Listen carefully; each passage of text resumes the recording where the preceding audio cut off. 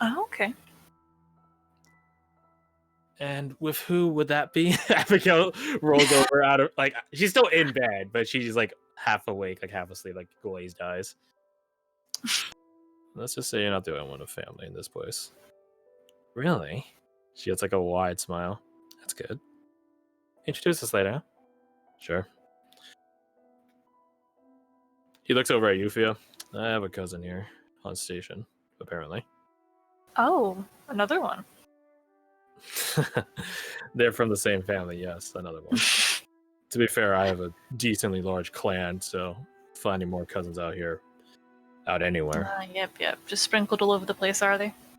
Well, mostly the provinces. But, yeah, he's a Venkoshi. Ah, okay. It's supposed to be quite nice having family around here, I guess. With you, at least. Yeah. I'll introduce you guys later, if I can manage to flag him down. I think he said he was going to talk to Maestro Tavish. Connor. Right, Connor. Nonetheless, good sleep at least. Yeah, oh, definitely. Rejuvenated, one might say.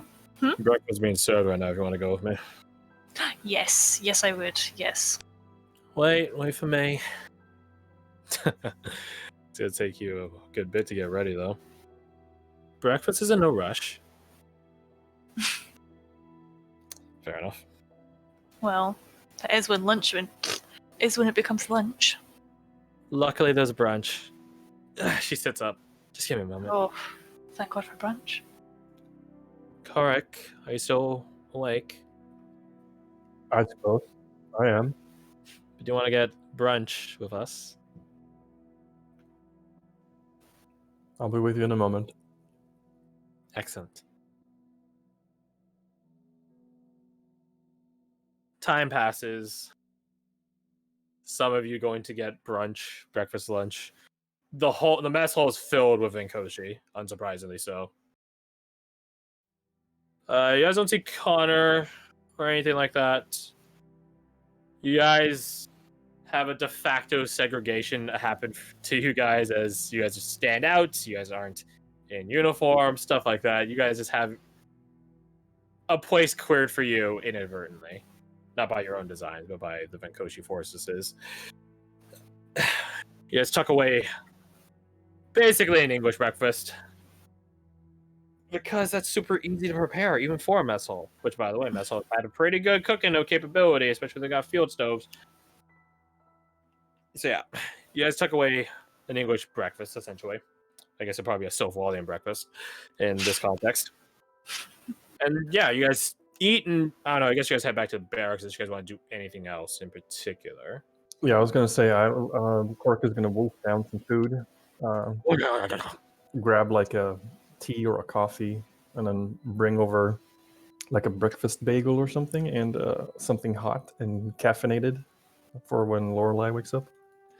You have a choice between coffee, different types of tea. There's a Cascus tea. You guys remember what Cascus is? Remember. Minty, caffeinated thing that Emil was constantly chewing on, like gum. Mm-hmm.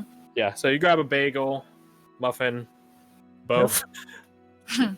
Yeah, I think both, and then 2 cups of Cascus tea, one for me, one for her. Nice. Mm-hmm. I might grab a couple of bagels then for the other guys that are in there. Not the full Monty, but... Not the full Monty. Yeah, so you guys head back to the barracks, and yeah. You guys start chill for a little bit. Eventually, everyone comes to at 11, noon. Around noon is when Lorelai would wake up. As for whether or not she gets nightmares or dreams, let's find out. I'm just gonna roll... I'll roll 1d2. Plain and simple. The colors will be accordingly corresponding. How unfortunate. Can you get guidance out of 1d2? No, not at all. Nightmares. Though, when she awakens, she does confirm that she did have nightmares. It doesn't... They weren't as harrowing as she was expecting, but they were... They induced regret. She describes that the nightmares she had weren't a conviction of her bringing you guys along to this mission and some of you dying in doing so. Her being obviously the quest giver. That's not where the source of this regret and trauma is from. It's rather the abandonment of royal duty. Dereliction. Leaving the town. Of leaving Afflatorians when there's so much other stuff to do. For a quest that none of you can confirm is going to have a happy nor productive ending. Chasing a fairy tale. That is the source of trauma for her nightmares, not your guys' deaths, which is, in its own way, you know, comforting. But still, they were nightmares. Not to the point I'm giving her exhaustion or anything like that. But she definitely will continue to be hesitant to sleep. Henceforth. With or without words of comfort. Or advice. Yeah. As she shares that, I would just reply that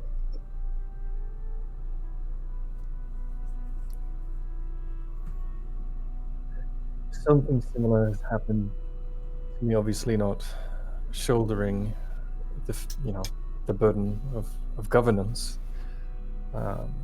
but when I first became a protector, a mercenary, and I had to kill to defend somebody else. I mean, I defended myself before, but to actively do that, it changed me. And I didn't sleep well for months. And one of the band, they told me something. It was actually hemp. We call him that because he never goes anywhere without rope. He's a scout. Wise man. Yeah. Eric remarks.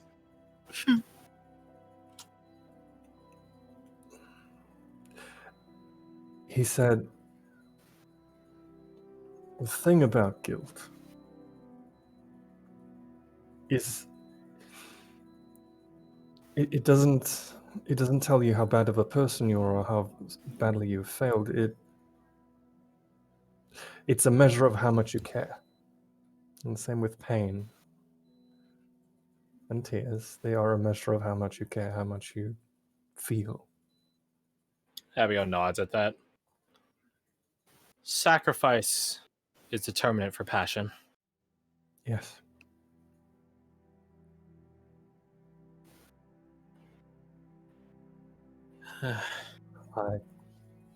I believe that we will be successful.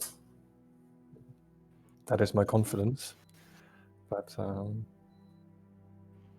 I hear what you are saying. She sort of slinks down.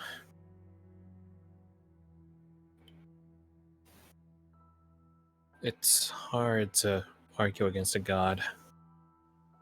It is. Abigail. Ha!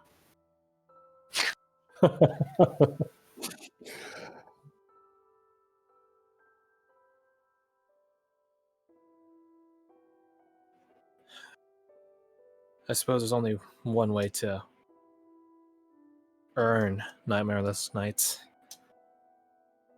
I want to press forward immediately. Is that wise? We just got here. We're still licking our wounds.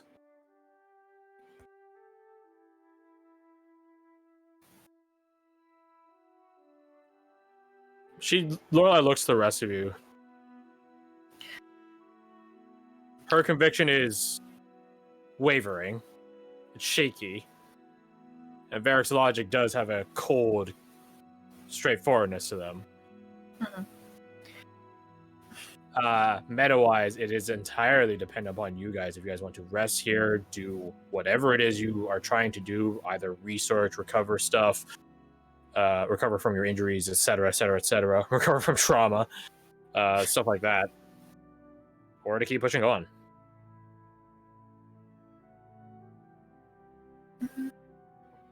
Might be a good idea to try and restock on supplies first, I think. If we can. I mean, you guys can do that in a day. Yeah. It's basically a question of, are you guys going to stay here for another night or not? Okay. A day can be productive. The night or two, or however long, that is the big question. Mm-hmm.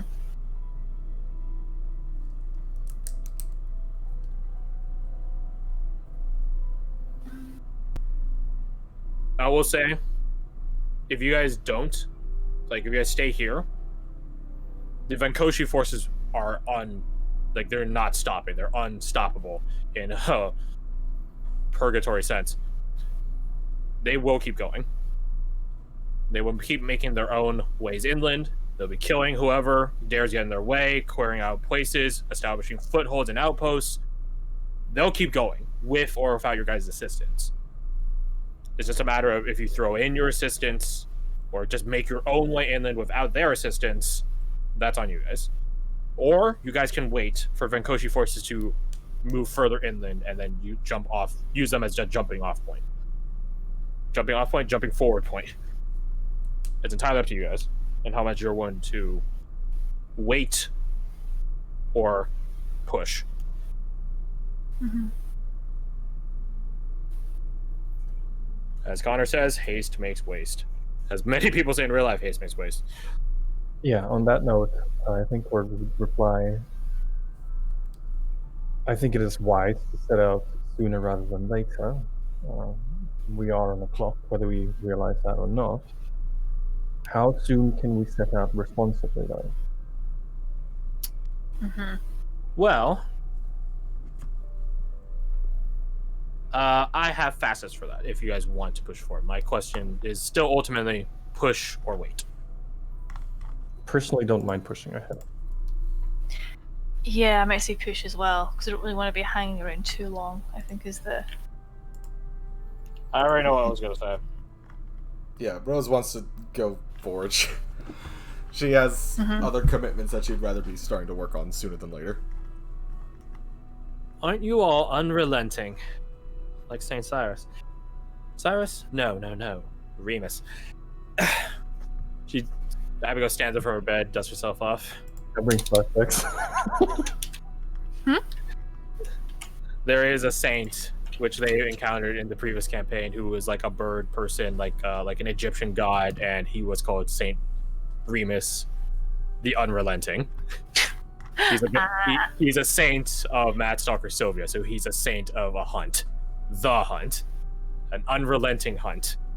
My previous character had a... Almost got killed by him. with said saint. Almost got killed by him. Almost. It was just a small debacle. As you do, yeah, just As casually. you do. You know, sometimes you offend the wrong creature, beings, divine and otherwise. Yep. Yeah, so it sounds like you guys are going to push forward. And as if by divine providence, the door of you guys' barracks opens up, revealing a monitor. Dressed in what would constitute trench warfare attire. Or, I guess not trench warfare, but just vanguard effort attire.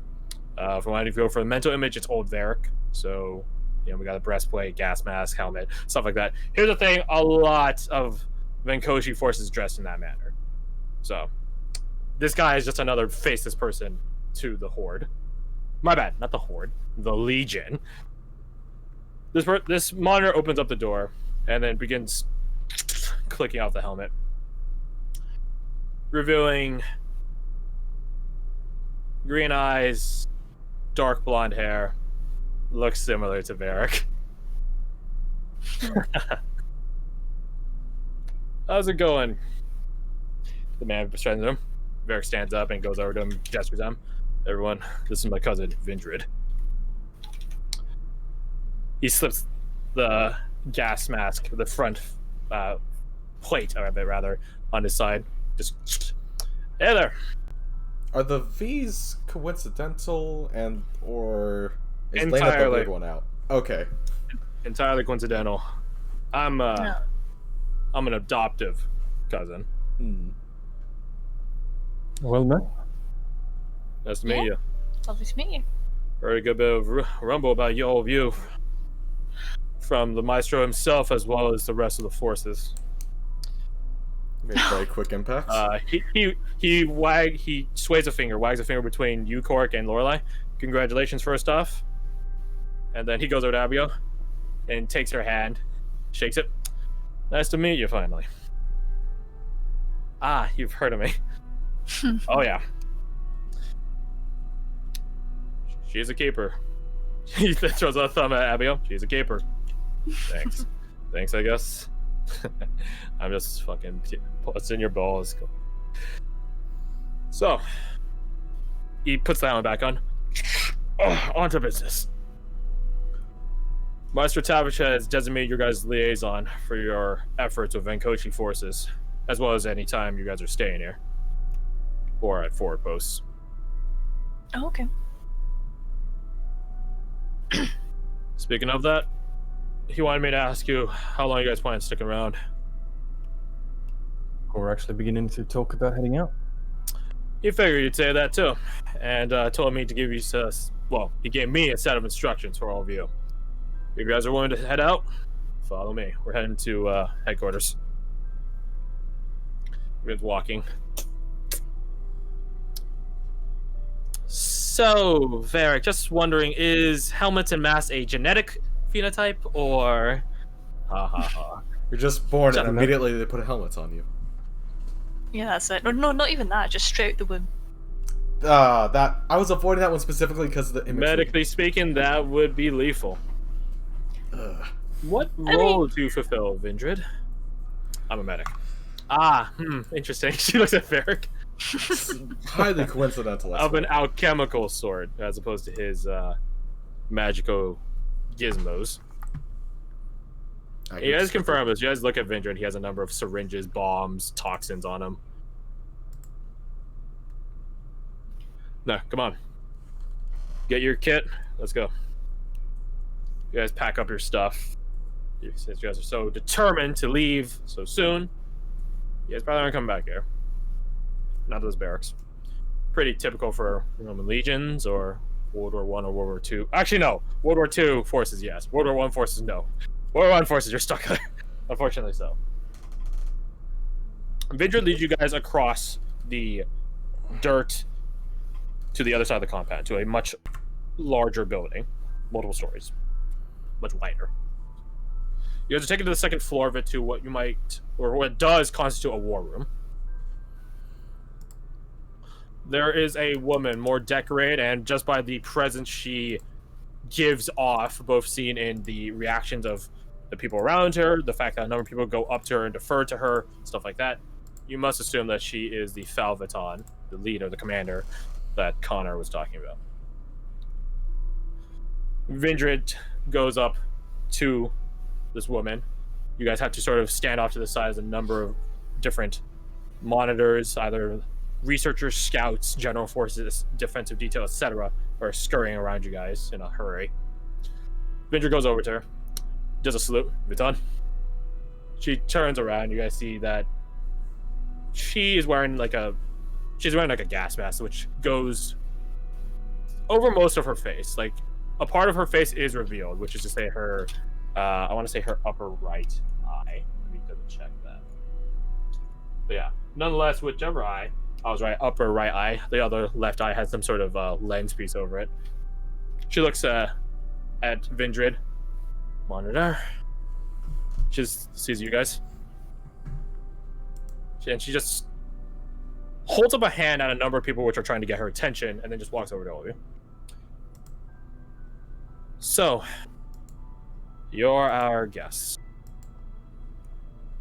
You guys look around for Connor, hoping he could be an easy way out in conversation. He's not here. I'm assuming if you're here, you want to go inland. Yes, preferably. We do. Yeah. Yes. Urgently so. Urgently. We'll see about that.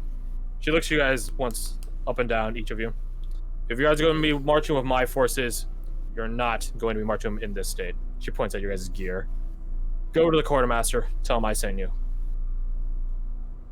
Oh, Get you geared up. I won't be having your lackluster equipment be a liability to my forces.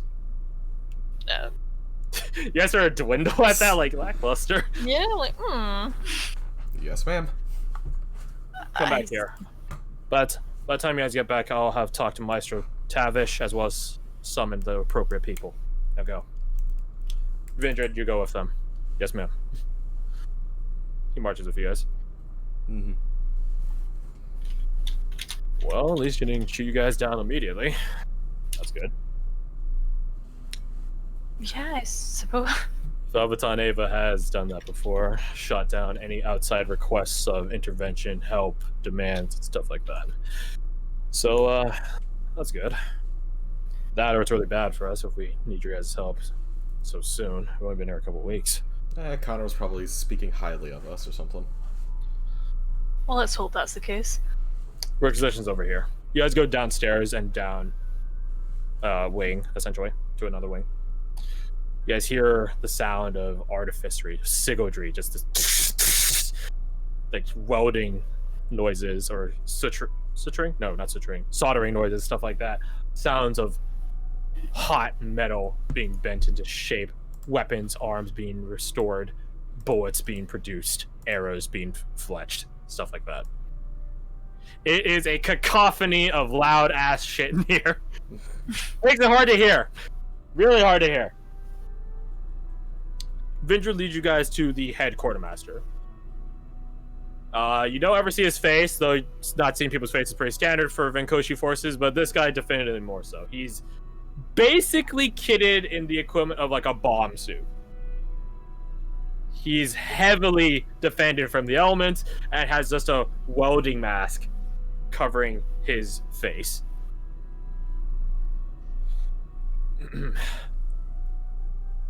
Hey, quartermaster? He says, well, as the man is etching something with a really large apparatus that is just blowing out this white hot flame. Hey, quartermaster! The apparatus stops and the head quartermaster glacially turns. Velveton Ava needs these people geared up. Bring them forward. You guys wonder if there's a lich under the mask. You guys don't want to lift the mask to find out. Immediately more intimidated. Vindred just gestures for her to come forward. Rose steps forward. Mm-hmm. The man, he's hunched over, really large. He stands up straight. He's even larger. Let me double check how tall Ruhan is. Ruhan's 7'1". Okay, so he's shorter than Ruhan at least. This man's around 6'7". Oh, Christ. You can't tell how his physique is underneath the bomb suit of defensive working attire. But he does stand up, revealing his full height, towering over some of you. And he just trudging the weight of his work uniform apparent. You guys line up, and then he treats you guys like mannequins. He lifts your arms, tells you to hold your arm up, stretch, turn. You guys can hear as he moves his arms like gizmotry, like gears, or some sort of astral, just tethering moving, similar to Lena's arm. Whoever's in first, I'm assuming it's Rose, because you've all. It sounds like you Yeah. spoke up first. Next. He just sort of gently pushes you in a similar manner to Ruhan did last night. I think about it. Just go. Move. Yeah. Just, one by one, you all get assessed. Those of you that use mage armor have a similar, but a slightly different assessment. He looks over at some of the other monitors that are working the shop, so to speak. And you guys feel a wave of energy just ripple out from him.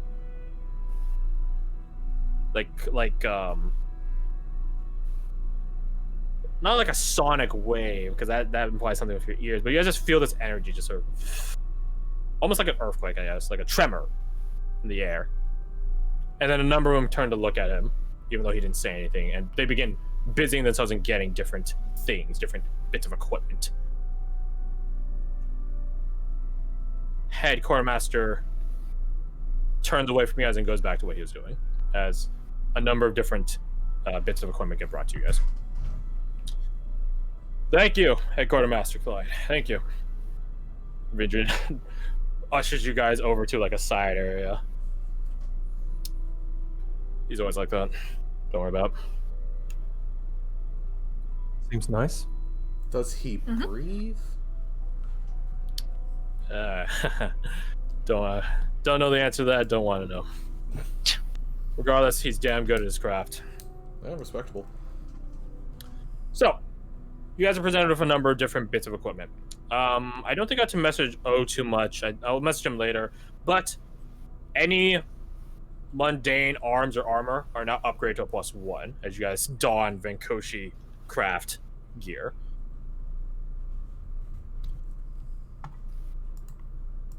So, like the so you get, for example. So you can get +1 armors, +1 shields, +1 weapons. No, you can't steal an entire armor's worth of stuff.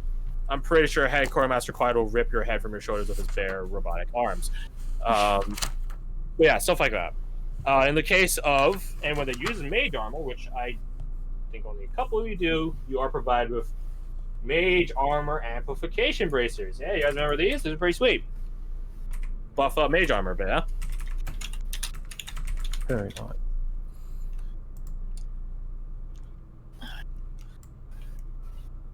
+1 ammunition is not provided because the weapon being magic is enough to override magical resiliences and stuff like that. And the Venkoshi, as diligent as they are a very efficient bunch.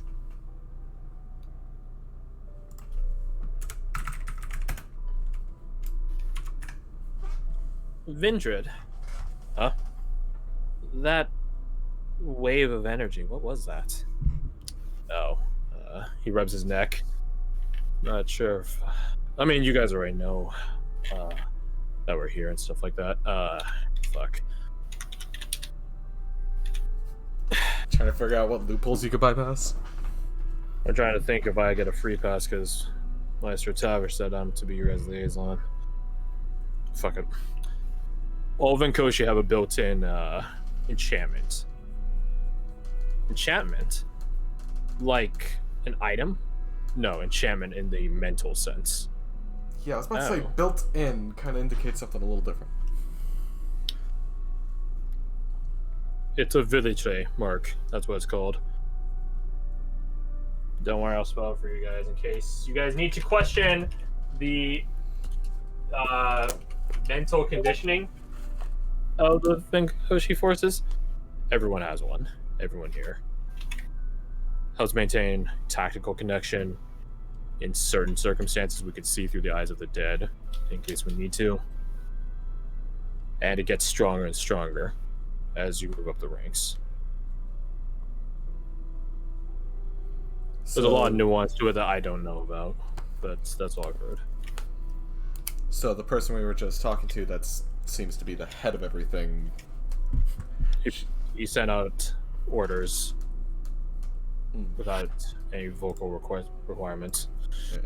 Well, no, I was referring to the other gal. So can she just can she just give commands to a literal army? If they're within proximity, yeah. Huh. How big's that proximity? Actually, I probably shouldn't know that one. I don't even know it. Just know that, just like shit, orders roll downhill. Each subsequent lower ranking Viton maintains some connection to the person that they're subservient to. Extension posts, to a degree, weakening as with distance and rank. It's how Venkoshi are so efficient in the field. And speaking of that, he slides over a box that was there. It was given to you guys when it was presented there when you guys had all your gear put down. But it was put next to him, so none of you guys really got access to it. He slides it over just and then opens it up, this black box. Inside are a number of pale gray, or dull gray rather, crystal embedded earpieces. You guys will be wanting this. Fancy piece of jewelry.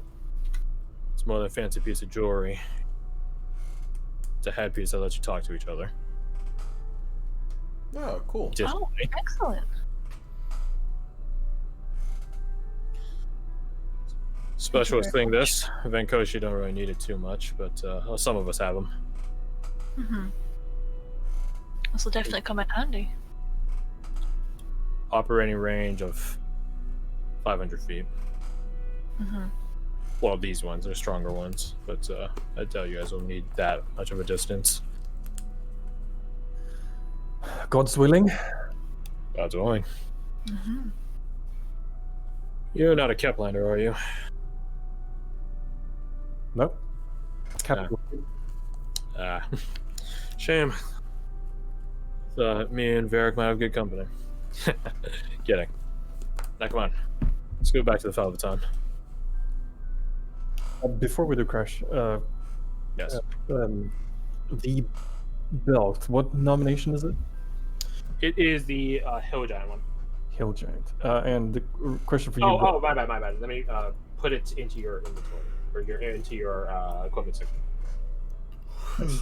It does require attunement. It boosts your strength to 21. I can't believe O gave it to you. Yeah, I feel like he's earned it. I think it's because he's the number of attuned items he has potentially. Either way. I don't think so, but Either way, Garth, how many items do you have that requires attunement at the moment? 2. Okay. In that case, could we have swapped the cloak of protection that I have to Garth? if you want. Yeah. I'm not gonna fight like- that one. Because I can't attune 4 items. Not with that attitude, and then your brain explodes.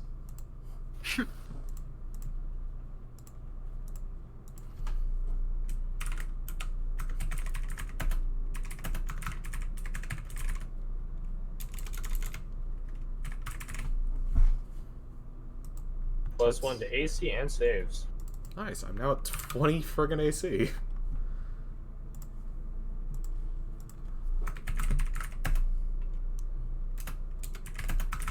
Oh, I should probably distribute our trappings and stuff.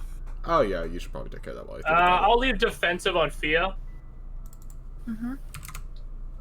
I'm gonna put regenerative on Korik. Nice. Oh, I need to get my...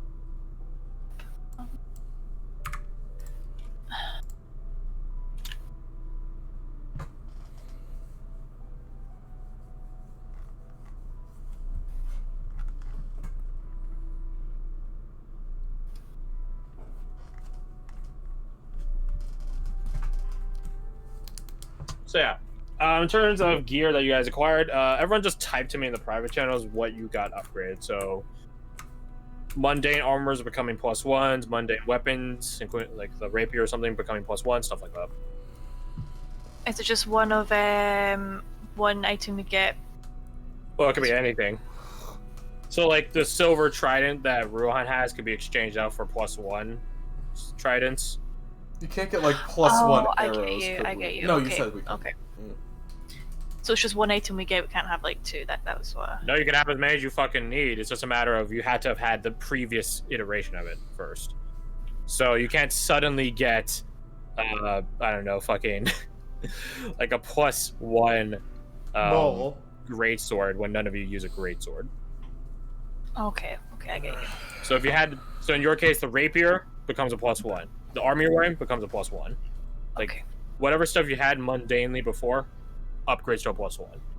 Okay, thanks. Could I upgrade Korik's OG longsword instead of really well-worn one to a +1? The thing is, you're not. You can upgrade it in terms of mechanically. It would be a Quartermaster different isn't- one. It would be a different item. Yeah, but in a different item entirely. Okay, and Yeah, he's not.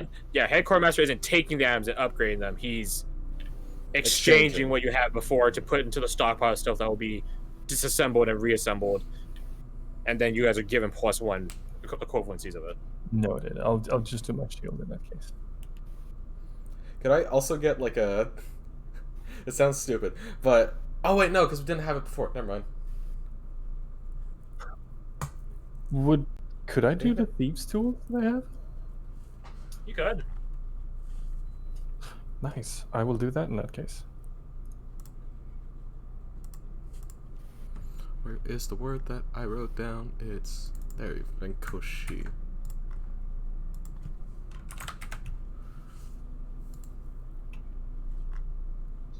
I think all I have is like plate, because I literally just got a bow. So like I think I'm at plate, and that's where I'm staying. Yeah, well. Initially, your item was going to be a +1, Yeah, that's true. which would have thus invalidated. But like, so cool, nice. It has a transforming capability. It's an Autobot, but like +1. Yeah, so you're welcome for making a +2. We're making things relatively uniform standarding. Well, it's moreover that since someone gets a +2 weapon with the the lunar tide now, so too here.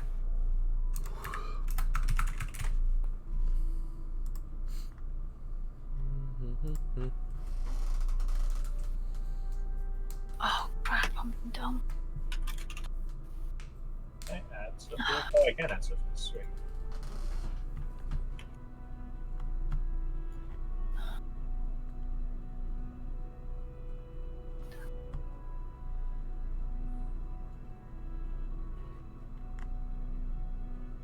The axes are +1 because we got it in Abigail's. Not Abigail. Yeah. Annabelle, there we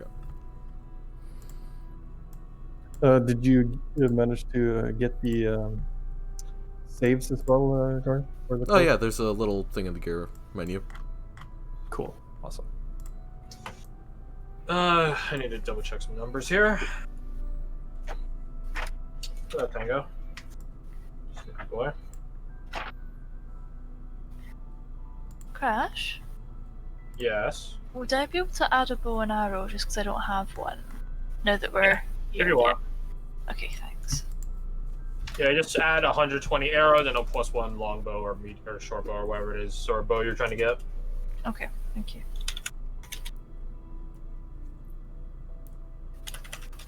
I have 9 rations in my inventory that I'm just gonna delete because I'm assuming they're waterlogged and nasty by this time.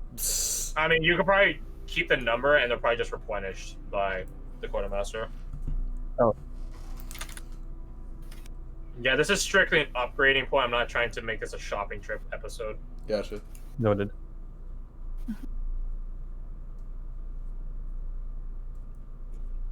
Oh boy, Abigail has more AC, I think.